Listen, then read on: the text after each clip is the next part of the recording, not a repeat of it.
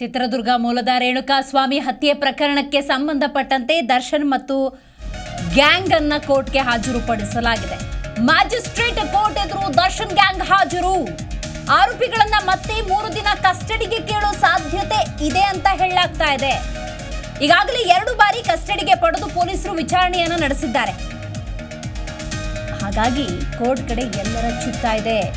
ಕಸ್ಟಡಿಗೆ ನೀಡದೆ ಹೋದರೆ ಜುಡಿಷಿಯಲ್ ಕಸ್ಟಡಿ ಅಂದರೆ ನ್ಯಾಯಾಂಗ ಬಂಧನದಲ್ಲಿ ಆರೋಪಿಗಳು ಮುಂದುವರಿಬೇಕಾಗುತ್ತೆ. ಕಾರ್ತಿಕ್ ಮತ್ತು ನಿಖಿಲ್ ಹೊರತುಪಡಿಸಿ ಉಳಿದವರನ್ನ ಹಾಜರುಪಡಿಸಲಾಗಿದೆ. 4 ನ್ಯಾಯಾಂಗ ಬಂಧನಕ್ಕೆ ಕೋರ್ಟ್ ಈಗಾಗಲೇ ನೀಡಿದೆ. ಮ್ಯಾಜಿಸ್ಟ್ರೇಟ್ ಕೋರ್ಟ್ಗೆ ಡಿ ಗ್ಯಾಂಗ್ ಹಾಜರುಪಡಿಸಲಾಗಿದೆ.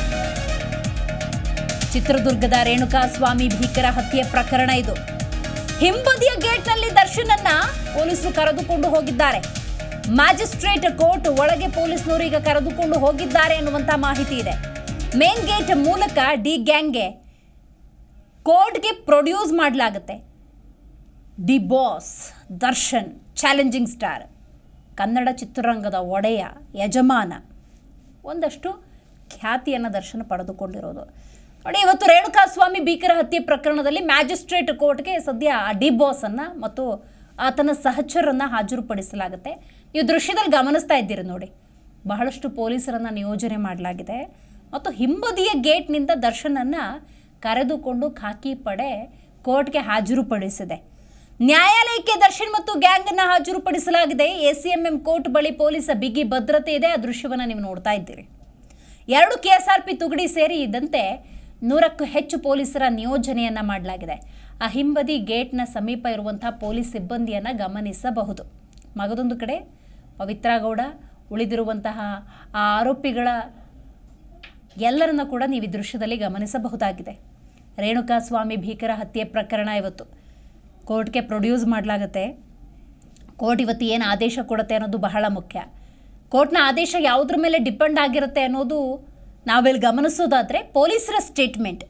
ಅಂದರೆ ಈ ಪ್ರಕರಣದಲ್ಲಿ ಅಂದರೆ ರೇಣುಕಾಸ್ವಾಮಿ ಹತ್ಯೆ ಪ್ರಕರಣದಲ್ಲಿ ತನಿಖೆ ಯಾವ ಹಂತದಲ್ಲಿದೆ, ವಿಚಾರಣೆ ಸಂಪೂರ್ಣವಾಗಿದೆ, ವಿಚಾರಣೆಯ ಎಲ್ಲ ಆಯಾಮಗಳು ಮುಗಿದಿದೆಯಾ, ಯಾಕಂತ ಹೇಳಿದ್ರೆ ನೆನ್ನೆ DNA ಟೆಸ್ಟ್ ಅದನ್ನು ಕೂಡ ಮಾಡಲಾಯಿತು. ಹಾಗಾಗಿ ಹಲವಾರು ಆಯಾಮಗಳಲ್ಲಿ ತನಿಖೆ ನಡೆಸ್ತಾ ಇರುವಂಥ ಪೊಲೀಸ್ ಇಲಾಖೆ ಸಿಬ್ಬಂದಿಯ ತನಿಖೆ ಅನ್ನೋದು ಒಂದು ಹಂತಕ್ಕೆ ಬಂದಿದೆಯಾ, ಇನ್ನೂ ಕೂಡ ಕಸ್ಟಡಿಗೆ ಅವಶ್ಯಕತೆ ಇದೆಯಾ ಇಲ್ವಾ, ಈ ಒಂದು ರಿಪೋರ್ಟನ್ನು ಪೊಲೀಸ್ ಪರ ವಕೀಲರು ನ್ಯಾಯಾಲಯದ ಮುಂದಿಡ್ತಾರೆ.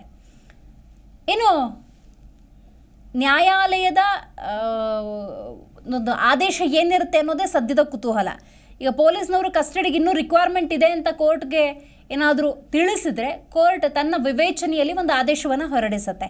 ಈಗಾಗಲೇ ನೋಡಿ 2 ಸಲ ಪೊಲೀಸ್ ಕಸ್ಟಡಿಗೆ ತೆಗೆದುಕೊಂಡು ವಿಚಾರಣೆಯನ್ನು ಮಾಡಲಾಗಿತ್ತು. ಇದೀಗ ಮತ್ತೆ 3 ದಿವಸ ಕೇಳುವಂಥ ಸಾಧ್ಯತೆ ಇದೆ ಅಂತ ಹೇಳಲಾಗ್ತಾ ಇದೆ. ಅಂದರೆ ಎಲ್ಲ ಆರೋಪಿಗಳನ್ನು ಕಸ್ಟಡಿಗೆ ತಗೋತಾರಾ ಅಥವಾ ಇಷ್ಟು ಜನ ಮಾತ್ರ ನಮ್ಮ ಮುಂದಿನ ವಿಚಾರಣೆಗೆ 3 ದಿವಸದ ಅವಶ್ಯಕತೆ ಇದೆ ಅಂತ ಏನಾದರೂ ಪೊಲೀಸರ ಯೋಚನೆಗಳಿರಬಹುದಾ, ನೋಡಬೇಕದನ್ನು. ರೈಟ್ ನಾವು ಇನ್ನೇನು ದೃಶ್ಯ ನೋಡ್ತಾ ಇದ್ದೀರಿ, ದರ್ಶನ್ ಮತ್ತು ಗ್ಯಾಂಗನ್ನು ಹಿಂಬದಿಯ ಗೇಟ್ನಿಂದ ಕೋರ್ಟ್ಗೆ ಹಾಜರುಪಡಿಸಲಾಗಿದೆ. ಅಲ್ಲಿರುವಂಥ ಪೊಲೀಸ್ ನಿಯೋಜನೆಯನ್ನು ನೀವು ಗಮನಿಸ್ತಾ ಇದ್ದೀರಿ ನೋಡಿ.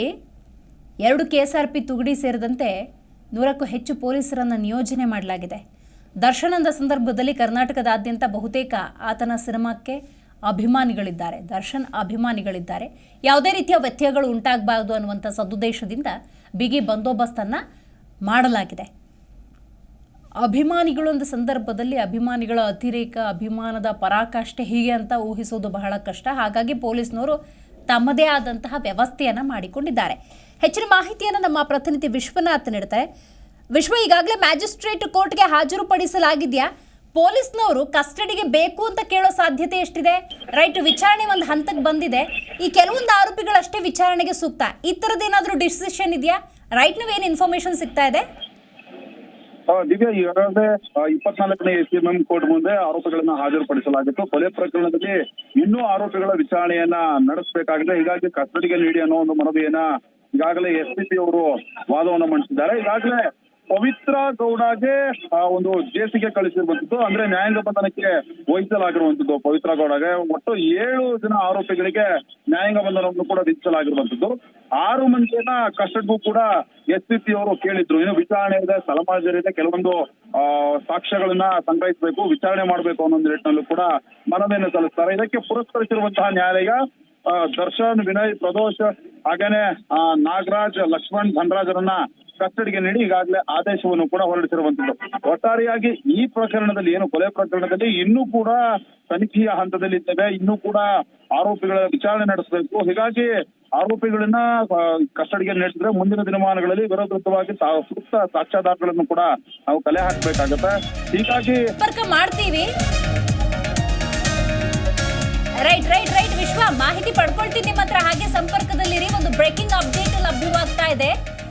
ದರ್ಶನ್ ಗೆಳತಿ A1 ಅಂದ್ರೆ ಆರೋಪಿ ನಂಬರ್ 1 ಪವಿತ್ರ ಗೌಡ ಹಿಂದೆ ಜೈಲಿಗೆ ಶಿಫ್ಟ್.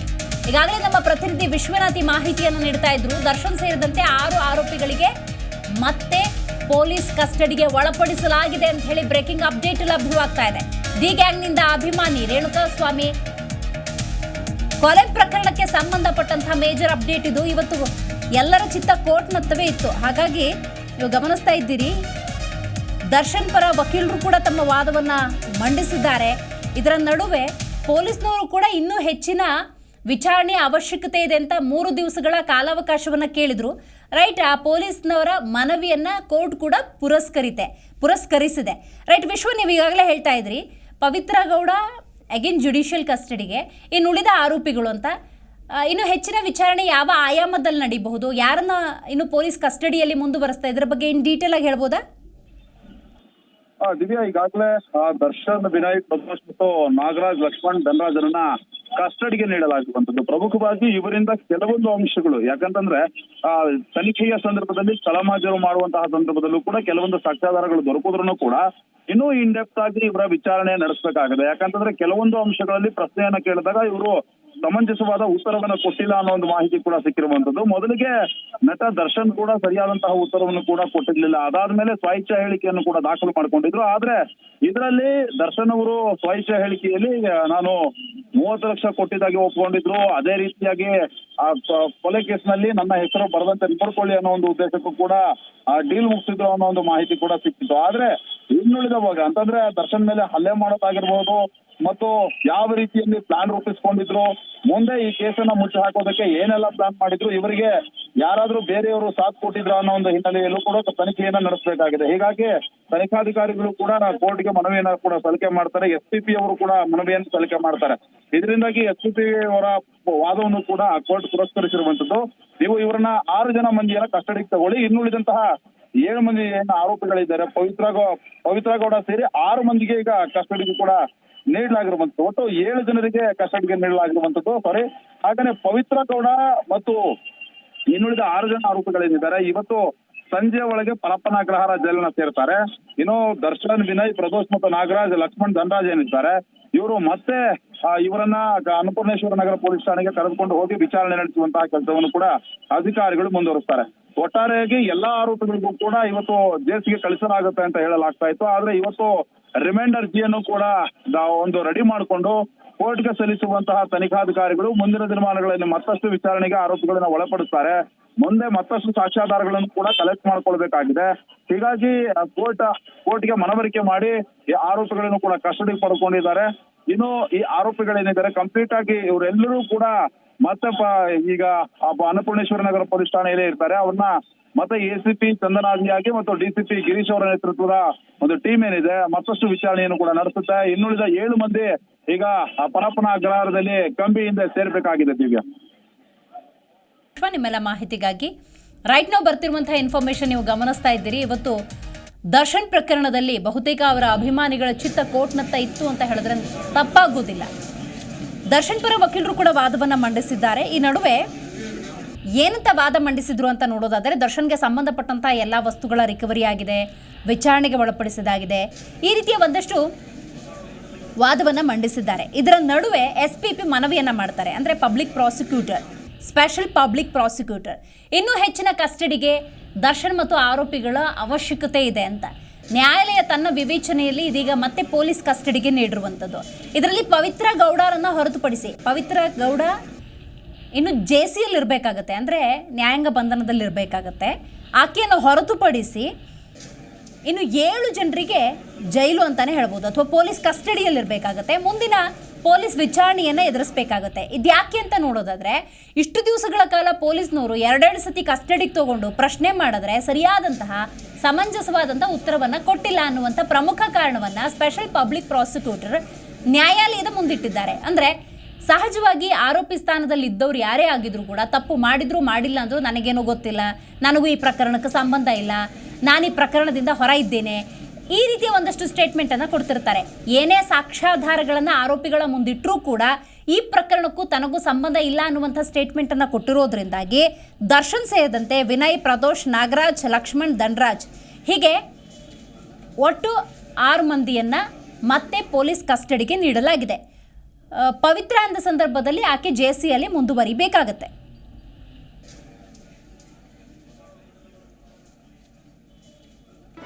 ಜಿ ಕನ್ನಡ ನ್ಯೂಸ್ ಈಗ ನಿಮ್ಮ ಮನೆಯಲ್ಲೇ ನೋಡಿ. ಎಲ್ಲ ಕೇಬಲ್ಗಳಲ್ಲಿ ಈಗ ಲಭ್ಯ. Sun Direct 292, Jio TV 1334, U digital 162, City cable 51, GTPL 17, Abhishek cables 821, Rockline telecommunication 51, Shri Basaveshwara number 60, Vinayaka digital number 53, in digital number 896ರಲ್ಲಿ. ನಿಮ್ಮಿಷ್ಟದ ಜಿ ಕನ್ನಡ ನ್ಯೂಸ್ ನೋಡಿ ಆನಂದಿಸಿ.